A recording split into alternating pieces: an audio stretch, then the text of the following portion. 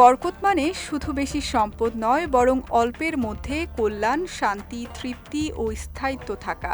একটি ঘর বড় বা দামি হলেই তা বরকতময় হয় না। ঘরে প্রকৃত বরকত আসে আল্লাহর আনুগত্য, তাকওয়া ও নেক আমলের মাধ্যমে। ঘরে বরকতের প্রথম ভিত্তি হলো তাকওয়া, ফরজ ইবাদত আদায় করা, হারাম থেকে বেঁচে থাকা এবং হালাল উপার্জন করা। আল্লাহ বলেন, যদি তারা ঈমান আনত এবং তাকওয়া অবলম্বন করত তাহলে আমি তাদের উপর আসমান ও জমিনের বরকতসমূহ উন্মুক্ত করে দিতাম। ঘরে প্রবেশের সময় আল্লাহকে স্মরণ করে এবং খাবারের শুরুতে বিসমিল্লাহ বলা উচিত।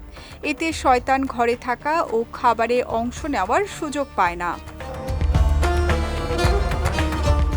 পরিবারের মধ্যে সালামের প্রচলন করুন। আল্লাহ বলেন, তোমরা কোনো ঘরে প্রবেশ করলে পরস্পরের প্রতি সালাম করবে, এটি আল্লাহর পক্ষ থেকে বরকতময় ও পবিত্র অভিবাদন।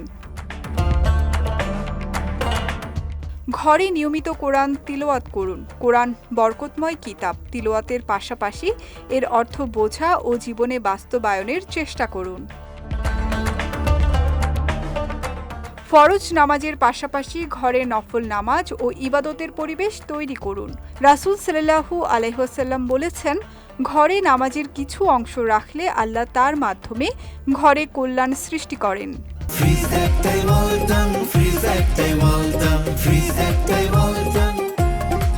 এছাড়া ঘর ও পরিবারের জন্য নিয়মিত বরকতের দোয়া করুন।